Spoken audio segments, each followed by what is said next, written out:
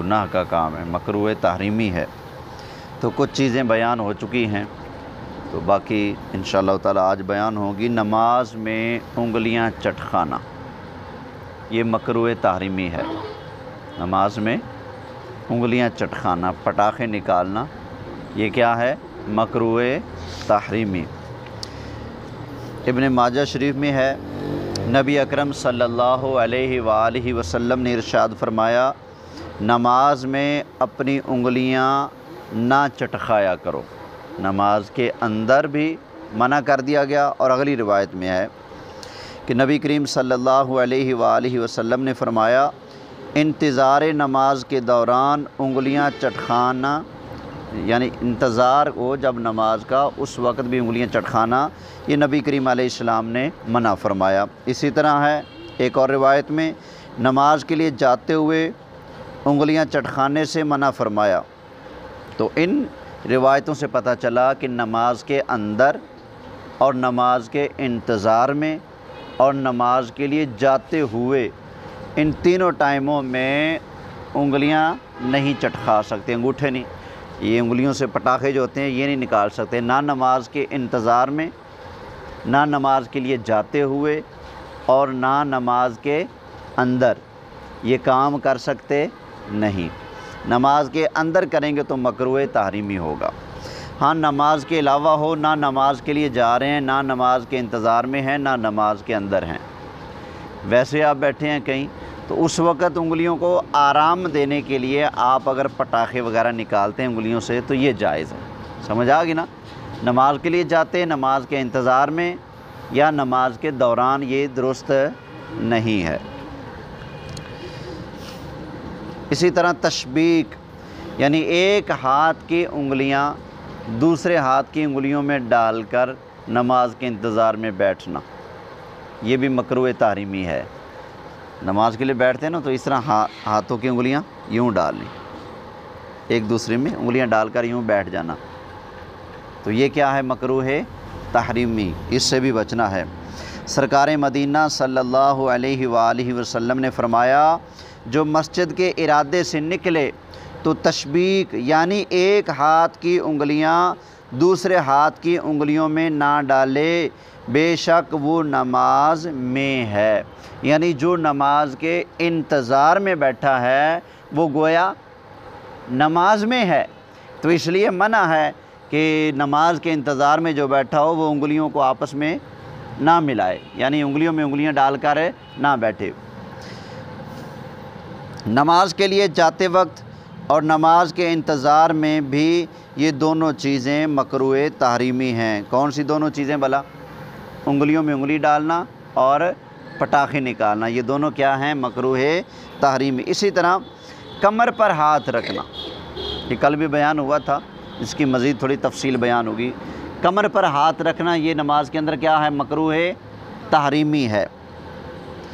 نماز کے علاوہ بھی بلا عذر کمر پر یعنی دونوں پہلوؤں کے وسط میں ہاتھ نہیں رکھنا چاہیے۔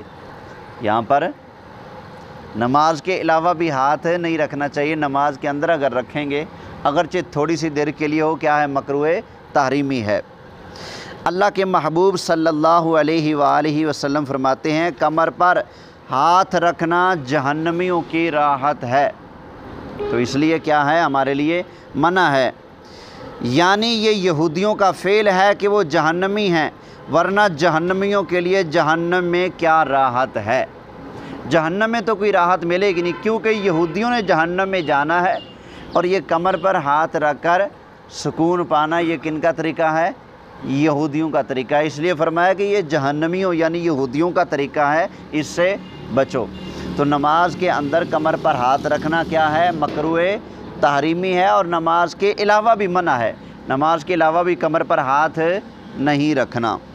اسی طرح آسمان کی طرف نگاہ اٹھانا، نماز کے اندر آسمان کی طرف نظر اٹھانا یہ بھی مکروہ تحریمی ہے۔ اسی طرح دعا کے اندر بھی یاد رکھیے گا، دعا کرتے وقت بھی آسمان کی طرف نظر نہیں اٹھا سکتے۔ حدیث شریف میں ہے، قریب ہے کہ اس کی آنکھیں اچک لی جائیں، کہ جو آدمی دعا کرتے وقت آسمان کی طرف نظر اٹھاتا ہے۔ تو دعا میں بھی آسمان کی طرف نظر نہیں اٹھا سکتے اور نماز کے اندر بھی نہیں۔ اللہ کے رسول صلی اللہ علیہ وآلہ وسلم فرماتے ہیں کیا حال ہے ان لوگوں کا جو نماز میں آسمان کی طرف آنکھیں اٹھاتے ہیں، اس سے بعد رہیں یا ان کی آنکھیں اچک لی جائیں گی۔ ادھر ادھر منہ پھیر کر دیکھنا، چاہے پورا منہ پھیرا یا تھوڑا، منہ پھیرے بغیر صرف آنکھیں پھیر کر ادھر ادھر بے ضرورت دیکھنا مکروہ تنزیہی ہے، اور نادراً کسی غرض صحیح کے تحت ہو تو حرج نہیں۔ یہ نماز کے دوران ادھر ادھر دیکھنا، سمجھ آ گئی نا؟ اگر چہرہ پھیر کر ہو، تھوڑا سا ہو یا زیادہ ہو تو یہ درست نہیں ہے۔ ادھر ادھر منہ پھیر کر دیکھنا، چاہے منہ تھوڑا سا پھیرے یا زیادہ، منہ پھیرے بغیر صرف آنکھیں پھیر کر ادھر ادھر بے ضرورت دیکھنا مکروہ تنزیہی ہے۔ اگر چہرہ پھیر کر دیکھیں گے ادھر ادھر تو یہ مکروہ تحریمی ہے، اگر چہرہ پھیرے بغیر ایسے ایسے دیکھیں گے دائیں بائیں تو یہ مکروہ تنزیہی ہے۔ ہاں اگر ضرورت پڑ جائے، واقعی ضرورت پڑ جائے، حاجت پیش آ جائے دیکھنے کی، تو چہرہ پھیرے بغیر صرف نظر پھیر کر دیکھ سکتے ہیں۔ مثلا ضرورت کیسے پڑ جائے کہ آپ نے نماز پڑھنی شروع کر دی، نماز کے اندر آپ کو یاد آیا کہ وہ سامنے استری لگائی ہوئی ہے اور قریب بچہ کھیل رہا ہے، تو یہ گرم استری کو ہاتھ نہ لگا لے، ہو جاتے نا ایسا۔ گھر میں کوئی کپڑے استری کر رہا تھا، وہ چھوڑ کے چلا گیا، آپ نماز پڑھ رہے ہیں، آپ کو خیال آیا نماز کے اندر کہ بچہ قریب پھر رہا ہے اور استری لگائی ہوئی ہے، ہاتھ نہ جلا لے، تو نماز کے اندر اس طرح سے نظر اٹھا کر اس کو دیکھنا یہ ضرورت کے تحت ہے، یہ درست ہے۔ بلا ضرورت خواہ مخواہ گنتے رہنا کون کیا کر رہا ہے، کون آ رہا ہے، کون جا رہا ہے، یہ مکروہ تنزیہی ہے۔ اگر چہرہ پھیر کر دیکھیں گے پھر یہ مکروہ تحریمی ہے۔ سمجھ آ گئی نا یہ بات؟ نبی اکرم صلی اللہ علیہ وآلہ وسلم فرماتے ہیں جو بندہ نماز میں ہے اللہ کی رحمت خاصہ اس کی طرف متوجہ رہتی ہے جب تک ادھر ادھر نہ دیکھے، جب اس نے اپنا منہ پھیرا اس کی رحمت بھی پھر جاتی ہے۔ تو جو بندہ نماز میں ہوتا ہے وہ اللہ کی خاص رحمت میں ہوتا ہے، کب تک؟ جب تک ادھر ادھر نہ دیکھے۔ جب بندہ ادھر ادھر دیکھتا ہے، نگاہ پھیرتا ہے، تو اللہ کی رحمت بھی اس آدمی سے پھر جاتی ہے۔ لہذا کوشش یہ کی جائے کہ نماز کے اندر ادھر ادھر نہ دیکھا جائے۔ سمجھ آ گئی نا بات؟ نماز میں جب آپ قیام کی حالت میں ہیں، سیدھے کھڑے ہیں، تو آپ کی نظر سجدے کی جگہ پر ہو۔ جب آپ رکوع کے اندر چلے جائیں تو آپ کی نظر آپ کے قدموں میں دائیں پاؤں پر ہو۔ جب آپ اتحیات میں بیٹھیں تو اب آپ کی نظر گود میں ہو۔ سمجھ آ گئی؟ تو یہ نماز میں جہاں پر نظر رکھنی ہے یہ وہ والے مقام ہیں۔ اللہ تعالیٰ کی بارگاہ میں دعا ہے اللہ تعالیٰ ہمیں تمام ادب و آداب بجا لا کر نماز پڑھتے رہنے کی توفیق عطا فرمائے۔ الحمدللہ رب العالمین۔